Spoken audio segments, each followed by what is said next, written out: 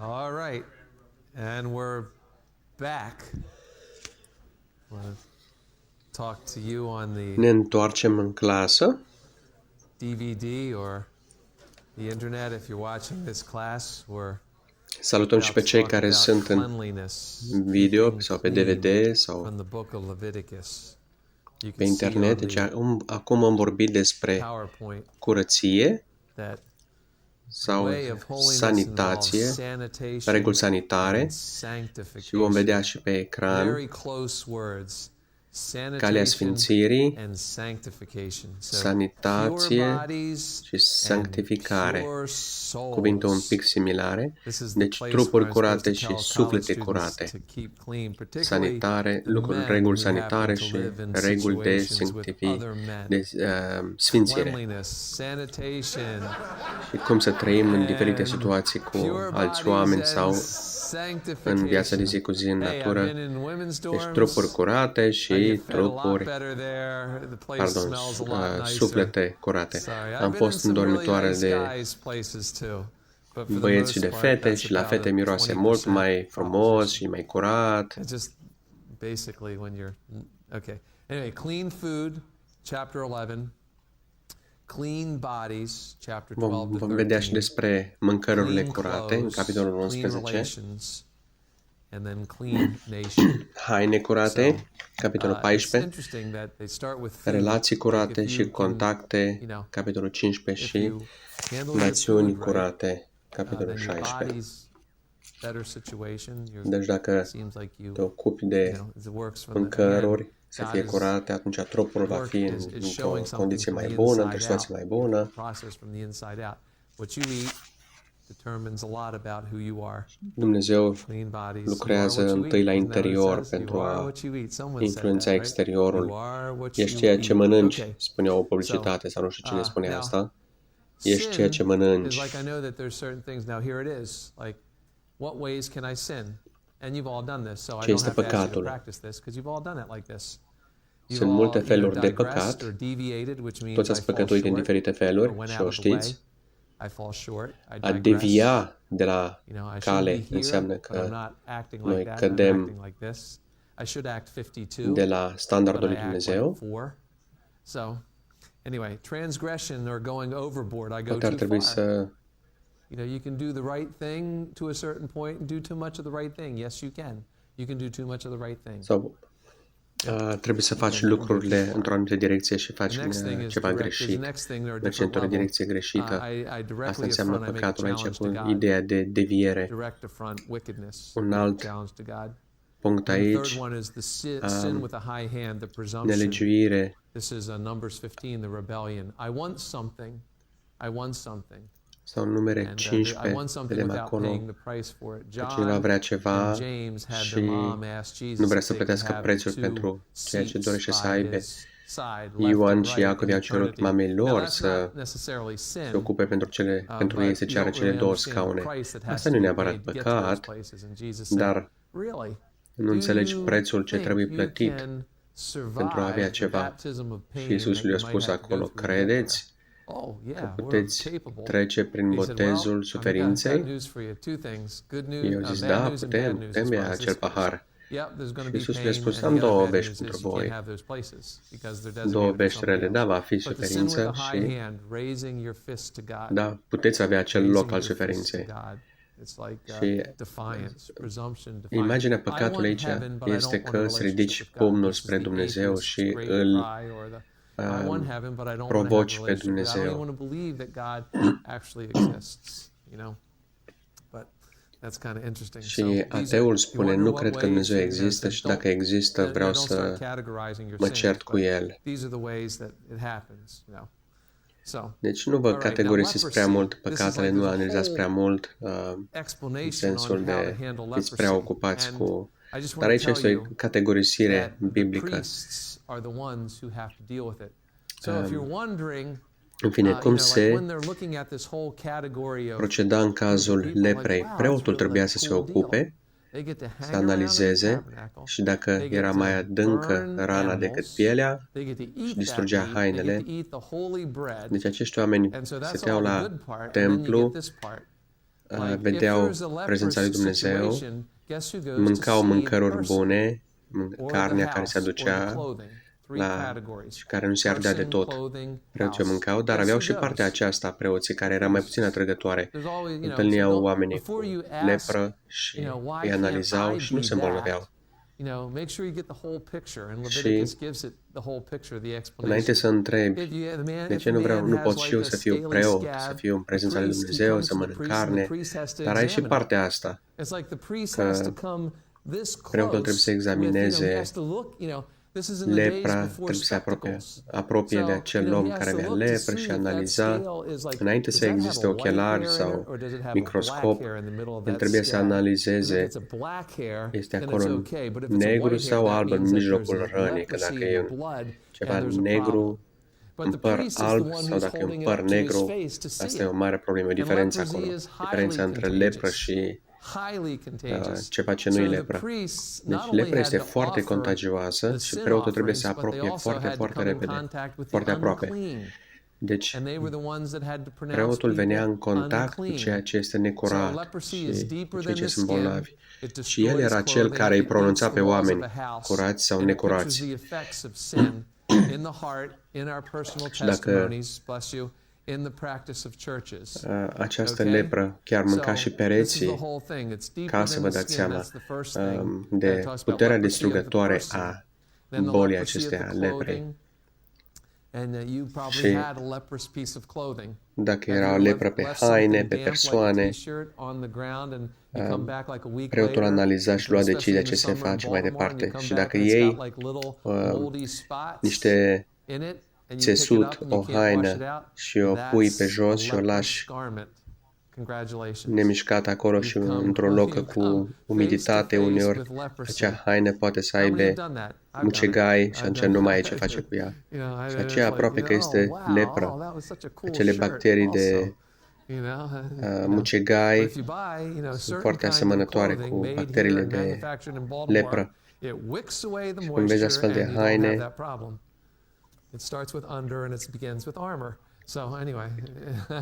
nu aveai decât să le arunci dacă erau afectate. Acum cumperi anumite haine care nu au risc de umiditate, nu se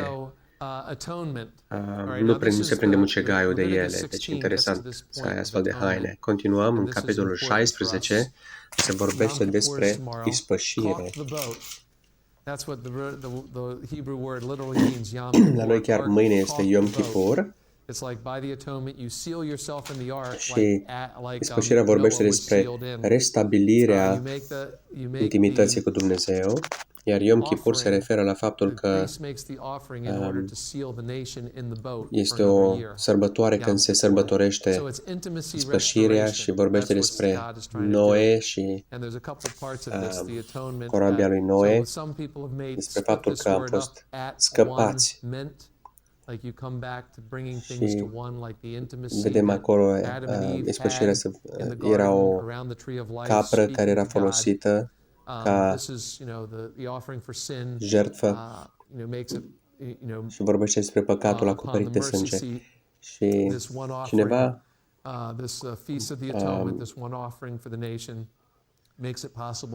explica, a menționat acolo anumită carte și explica cum capra aceasta prin jertfa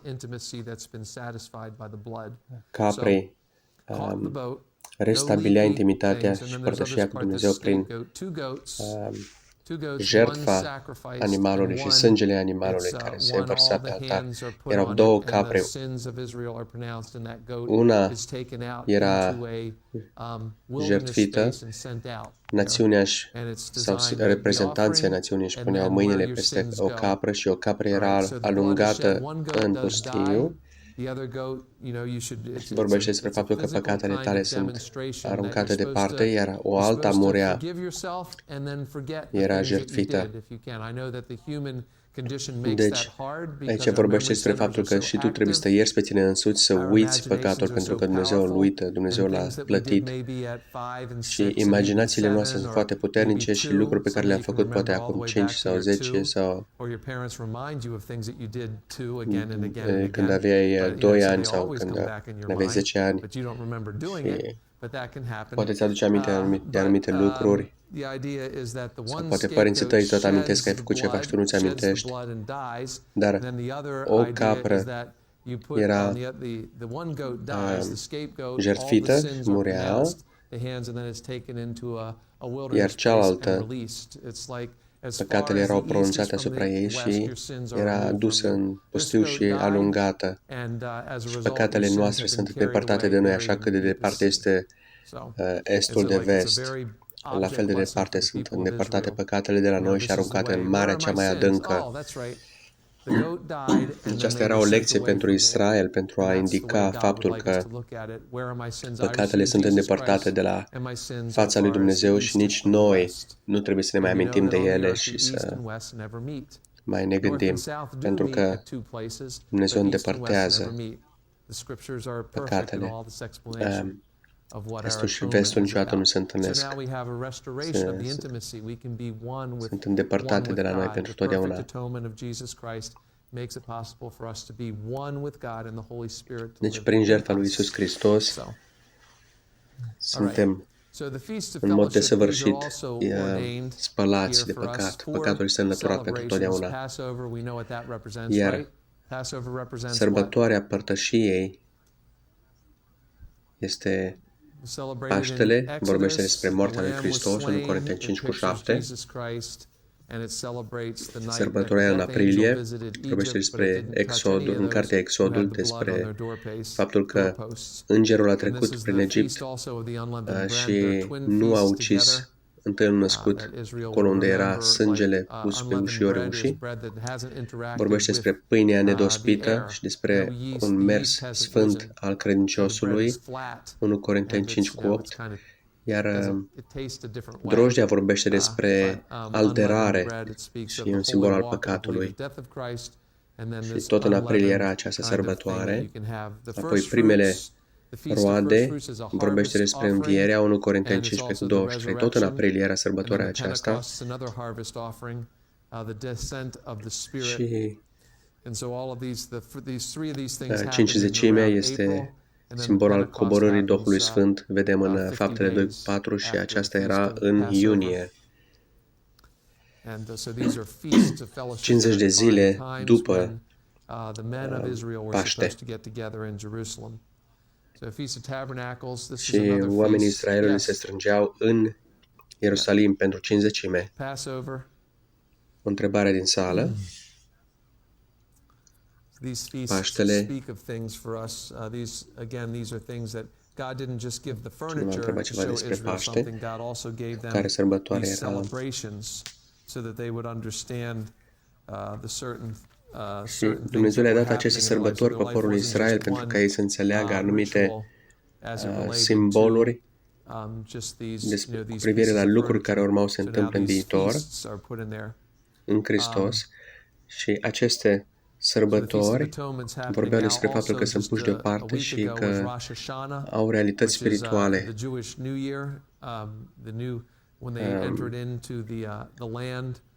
Sărbătoarea Rosh Hashanah, cred că se cheamă, este sărbătoarea anului nou și sărbătoreau și sărbătoarea trompetelor, care vorbește despre faptul că într-o zi Israelul va fi strâns la ultima trompetă, la cea din urmă trompetă, spune Pavel. Toate aceste sărbători vorbeau de un moment de sărbătorire, de bucurie, de părtășie cu Dumnezeu. Paștele vorbea despre mântuire, eliberare din păcat, din robie.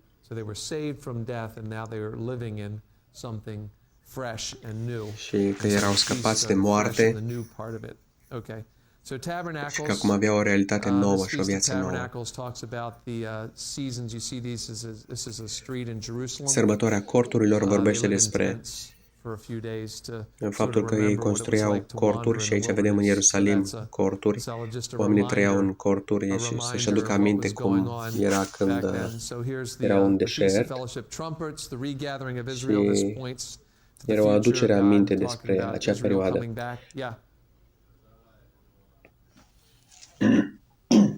O întrebare din sală. Sărbătoarea trompetelor este strângerea împreună a Israelului.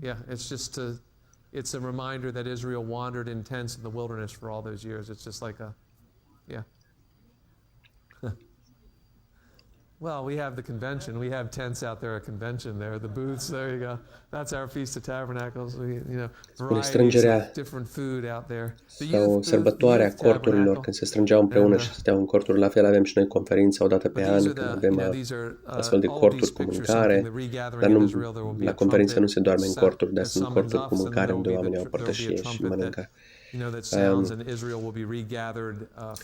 Și bineînțeles că va fi în Apocalipsa la final, va fi, iată, spune în Apocalipsa, iată pe Dumnezeu și cortul său, sau templul său și împărăția sa, simbolizată cu strângerea într-un cort.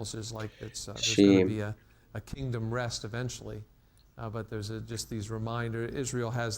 asta vorbește despre o împărăție și o odihnă împreună cu Dumnezeu. Leviticul Dumnezeu dă aceste sărbători pentru generațiile viitoare și spune acolo când oamenii vor întreba pe părinți de ce facem aceste lucruri. Părinții vor arăta în trecut și vor spune spre trecut și vor spune iată de acolo venim noi, avem o istorie cu Dumnezeu, însă este și o împlinire viitoare a acestor lucruri. Trompetele erau folosite când Israelul se strângea împreună sau când plecau la luptă, aveau diferite semnale pentru diferite misiuni și Dumnezeu va suna din trâmbiță din urmă când va strânge oamenii. Cuvântul 777 de 3 ori, odată avem a 7-a zi, este sabatul, 7 săptămâni după Paște este Cincizecimea, iar a 7-a lună este sărbătoarea trompetelor, când națiunea se odihnea, iar la fiecare al 7-lea an, pământul nu trebuia lucrat, iar de 7 ori câte 7, 49 de ani, este anul jubileului, după acești 49 de ani, deci cel de-al 50-lea an. Era anul jubileului și totul se oprea. Datoriile erau anulate, iertate, șterse, robii erau eliberați. Era ca un reboot sau resetare, redemarare, repornire, pornind de la zero. Când cumpărai un pământ, era de fapt închiriere, trebuia să-l dai înapoi în anul jubileului de la care l-ai cumpărat. Deci era o repornire la fiecare 50 de ani. Every 50th year was supposed to be a year-long celebration of what God had done. Un an întreg era o sărbătorire a ceea ce Dumnezeu a făcut. Și interesant că vedem prin istoria Israelului că, de fapt, în realitate nu au făcut asta. N-au ținut anul jubileului. Pentru că ei trăiau în neascultare față de Dumnezeu și nu au urmat, nu au ținut sabatele, nu au lăsat pământul să o odihnească,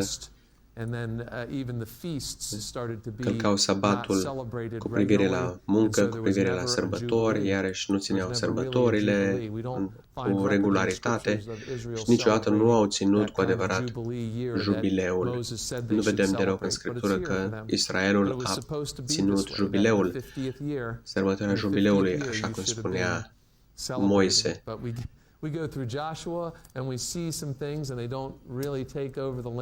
Trecem prin cartea Iosua și vedem anumite lucruri.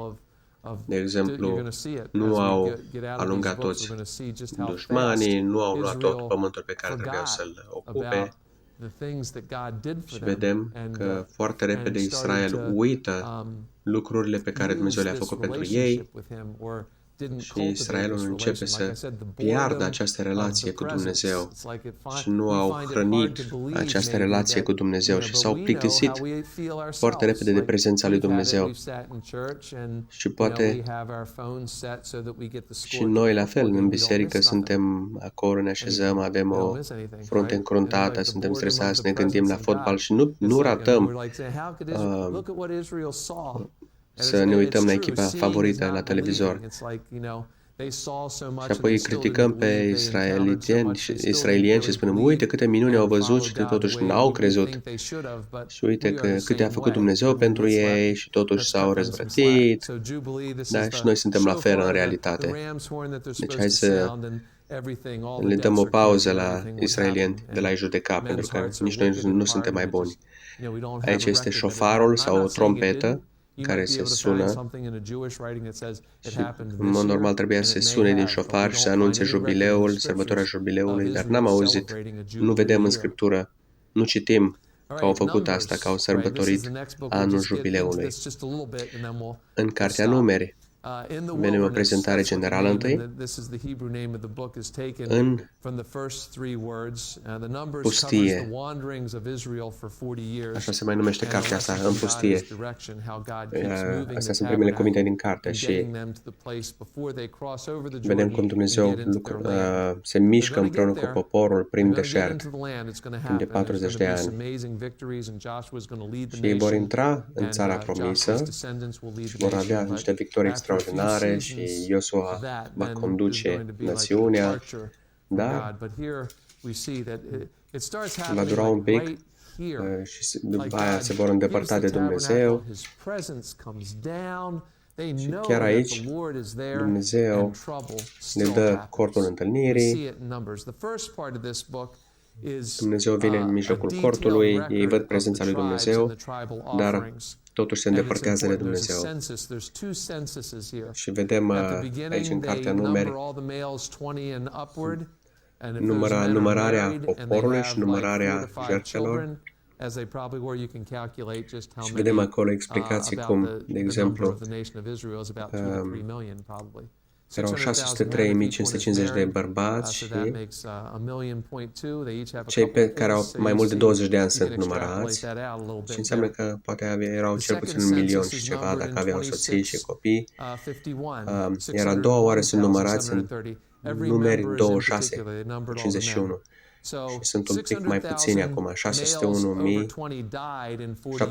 de bărbați.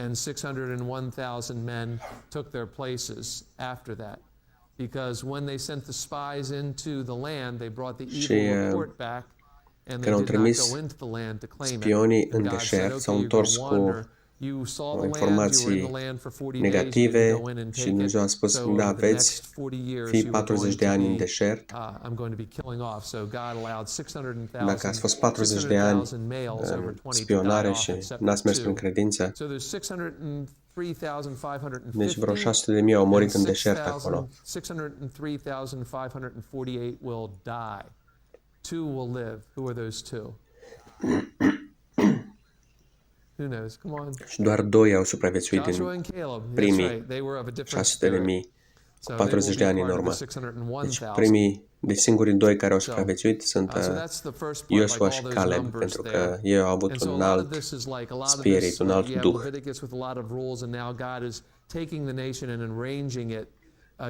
în Leviticul sunt multe reguli, multe porunci, învățături, iar acum în Numeri Dumnezeu aranjează poporul, îi așează într-o anumită poziție în jurul cortului întâlnirii.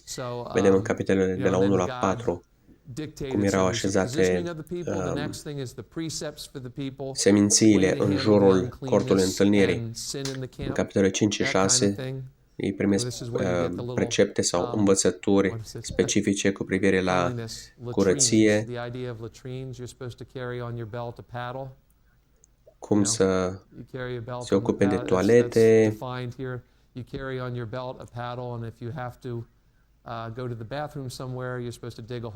spune dacă mergi la toaletă să iei o lopățică cu tine, să faci o groapă și apoi să acoperi. Asta este în Biblie. Deci omul purta o lopățică sau o unealtă cu el pentru a face o groapă în pământ. Apoi provizii pentru curăție, capitolele de la 7 la 9. Sunt aici instrucțiuni cu privire la jertfe de animale și se aduceau jertfe pentru fiecare seminție, pentru a le dedica lui Dumnezeu aceste seminții.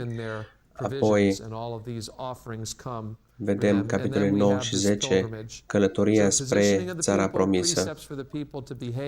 Și oamenii se pregătesc să avanseze pe măsură ce Dumnezeu îi conduce spre locul binecuvântat, locul promis, țara promisă.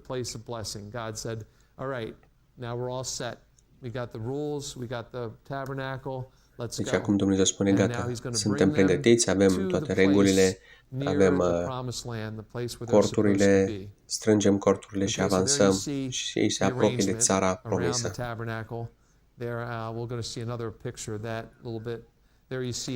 Aici, în această poză sau desen, vedeți cum erau așezate triburile în jurul cortului întâlnirii și arătau un pic ca o cruce.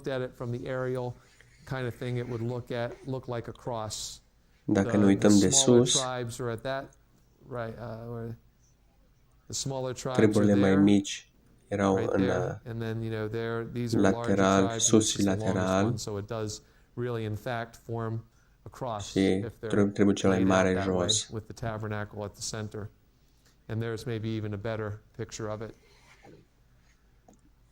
Și iarăși vedem încă o schiță.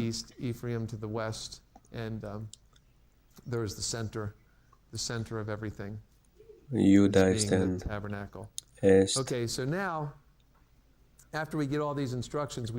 Iuda, tribul lui Iisus, este est, care vorbește de răsărit. Și apoi vedem îndoirea poporului, nemulțumirile, capitolul 11 și 12, oamenii se plâng cu privire la mâncare, cu privire la mana care cobora din cer. Iar apoi Miriam și Aaron se plâng cu privire la conducerea lui Moise. Apoi, capitolele 13 și 14, vedem necredința cu privire la promisiune. Iar întorcându-ne, vedem că Miriam a primit lepra, nu Aaron. Și Dumnezeu a pedepsit-o cu lepră. Și vedem semințe de îndoială care apar în frații lui. Apoi oamenii sunt nemulțumiți cu privire la promisiune, văd țara promisă, văd că sunt uriași acolo. Și deși au văzut pe Dumnezeu că a înghițit carele de luptă ale Egiptului, totuși acum le e frică de uriași.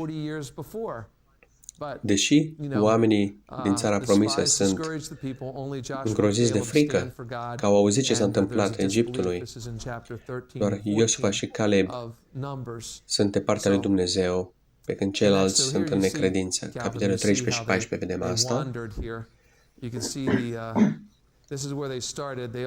Și vedem că pe această hartă vedem cum au plecat ei din Egipt. Marea Roșie, cum se vede pe hartă acolo, un mic punct acolo. Marea este îngustă un pic acolo, deci pe acolo au fost înghițiți ei, egiptenii. Apoi ei au coborât în jos spre Sinai și în loc să intre direct în țara promisă, s-au învârtit 40 de ani. În loc să fie mers doar 11 zile până în țara promisă, ei s-au învârtit în cerc 40 de ani în deșert. Dumnezeu i-a întors înapoi și a ținut acolo timp de 40 de ani. Iar în cele din urmă au traversat Iordanul și au început să ia țara promisă. Unii au rămas în partea cealaltă, în partea dinainte de Iordan, în sensul traseului lor.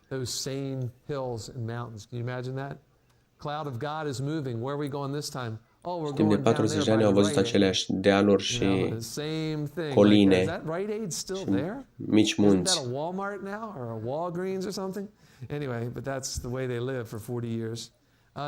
Și acolo, copacul încă e acolo, atâția ani, 40 de ani mai târziu, sau magazinul de acolo, 40 de ani aceleași lucruri. Apoi vedem în acest episod și rebeliunea lui Cora. și pământul care i-a înghițit. And then you had these three members of 250 so-called leaders in Israel decided that they were going to ai națiunii cu vreo 250 de persoane care au vrut să aducă democrația în națiune și au zis, Moise, dar cine ți-o dat ție dreptul să fii mai presus de toată adunarea? Noi suntem 250 și am dorit ca tu să împarți conducerea cu noi. Aceștia erau oameni care deja erau leviți unii dintre ei, erau în tribul chehatiților, parcă, și ei se ocupau de uneltele de la templu. Ei le purtau, ei le strângeau din cord și le purtau. Și rebeliunea lui Core a fost o provocare majoră pentru Israel și pentru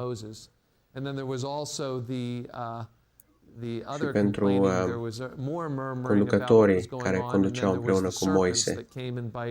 Iar alții au început să murmure și să supere și Dumnezeu a trimis șerpele de aramă pe care Moise le-a pus pe un băț care era simbol al lui Isus. Apoi vedem articolele din Chivotul legământului, cele 10 porunci, un vas cu mană și un toiag care o înflorit. Dumnezeu a spus, fiecare reprezentant să aducă câte un toiag. 12 toiege au fost dus pentru fiecare trib. Dumnezeu a spus, aduceți aceste 12 toiege în prezența mea și datorită plăgii și focului care au fost acolo ca pedeapsă de la Dumnezeu, 15.000 de oameni au murit. Și oamenii acum sunt supărați și vor să îl omoare cu pietre pe Moise și Dumnezeu strălucește din cer și spune, fiecare trib să aducă câte un toiag.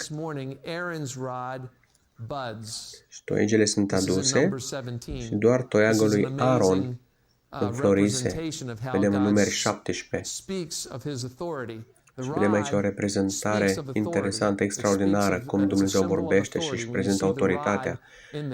Toiagul vorbește despre autoritate, un simbol al autorității. Nu e un simbol al pedepsei, ci al autorității. Un sceptru în mâna unui rege vorbea de autoritate. Papa încă poartă un toiag de păstor și este simbol al autorității.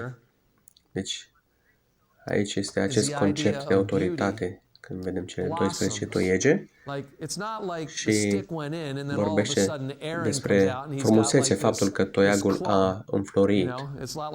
Toiagul este foarte frumos acum.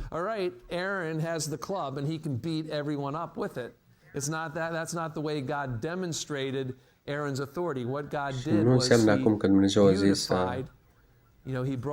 iată acum Aaron poate să bată cu toiagul pe toată lumea. Nu, ci Dumnezeu l-a făcut frumos acel toiag. Toiagul avea frumusețe acum, erau flori. Florile au putere, nu-i așa?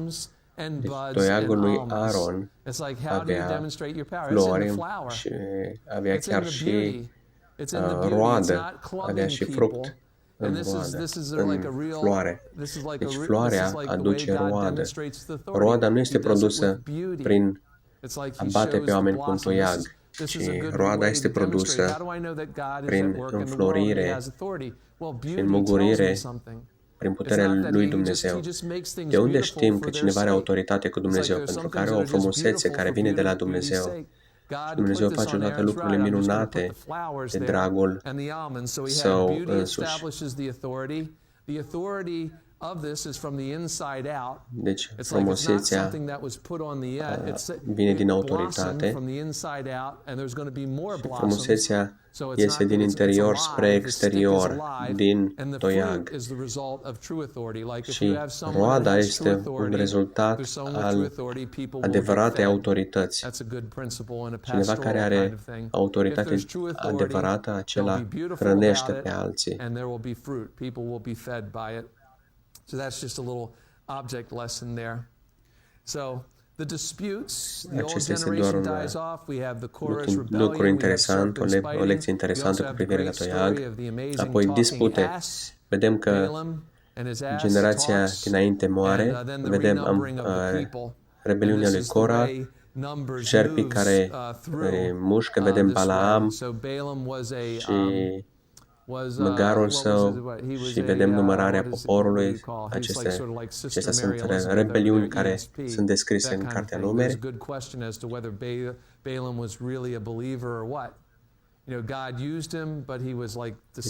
o întrebare teologică acolo. Balaam era creștin sau nu era creștin?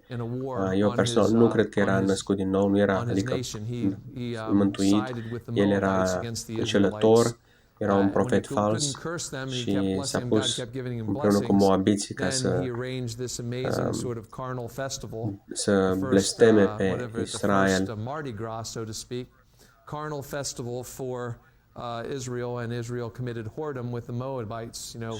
Și el a organizat un festival carnal, adică moabiții, ca să îi facă pe izraelieni să cadă în păcat, și asta a dus în cele din urmă un blestem asupra poporului, cu idolatrie, cu închinarea idolatră. Apoi vedem că Moise este neascultător lui Dumnezeu și el lovește stânca în loc să vorbească stâncii. De 2 ori el face să scoată apă din stâncă. Prima oară Dumnezeu îi spune să lovească stânca și a doua oară Dumnezeu îi spune să vorbească stâncii ca să iasă apă. Și vedem că Moise a doua oară lovește stânca și Moise a fost corectat de Dumnezeu.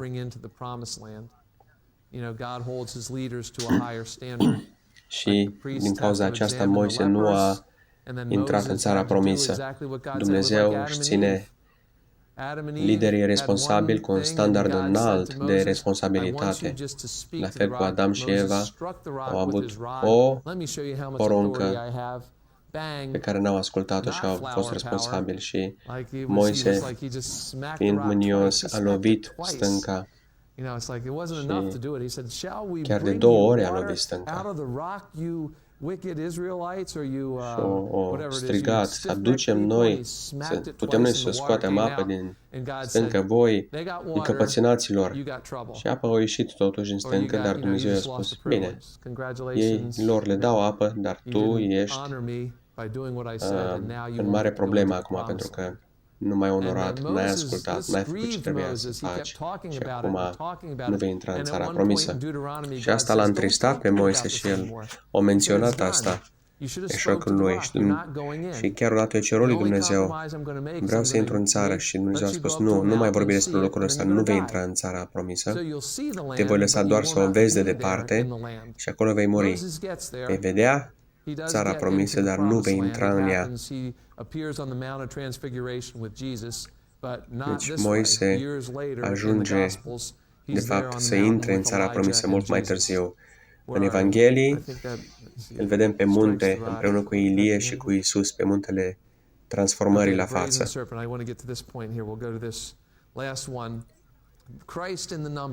O să vorbim și despre întâmplarea cu Hristos în șarpele de aramă, dar deocamdată vrem să vedem pe Hristos în Cartea Numeri, simboluri. El este piatra care a fost lovită și din care a ieșit apă, 1 Corinteni 10:4. El este șarpele de aramă, Ioan 3:14. El este mana, pâinea vieții. El este lumina pe care au văzut-o magii și este stâlpul de foc care îi conduce pe națiunea evreiască. Deci el este norul, stâlpul de foc și norul, el este steaua. Deci sunt foarte multe imagini ale lui Hristos în Vechiul Testament și e important pentru noi să observăm aceste imagini care vorbesc despre Isus. Și șarpele de aramă, înălțat pe un stâlp, și vedem că acest șarpe era un simbol al vindecării, pentru că Isus a devenit păcat pentru noi. Și chiar la farmacii când mergi, este acel șarpe pe un băț, simbol al vindecării, simbol din Biblie. Mulți oameni nu știu că vine din Biblie acel simbol.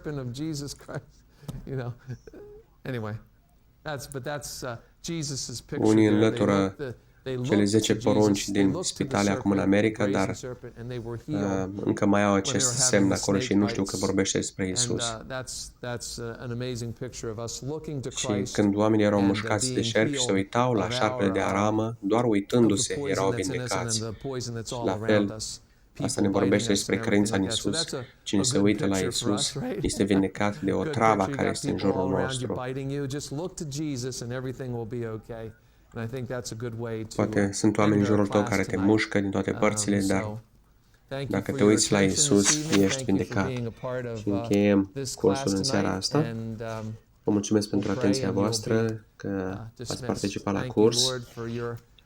Ne vom ruga și vom încheia. Doamne, îți mulțumim pentru că Tu ne-ai călăuzit prin aceste pagini din Scriptură. Îți mulțumim foarte mult pentru binecuvântarea Ta și îți mulțumim că Tu ești Cel care nu poate să mintă și scopul Tău nu poate fi anulat și Tu ne conduci zi de zi. Îți mulțumim pentru seara aceasta și modul în care Tu ne echipezi în cuvântul Tău. Amin.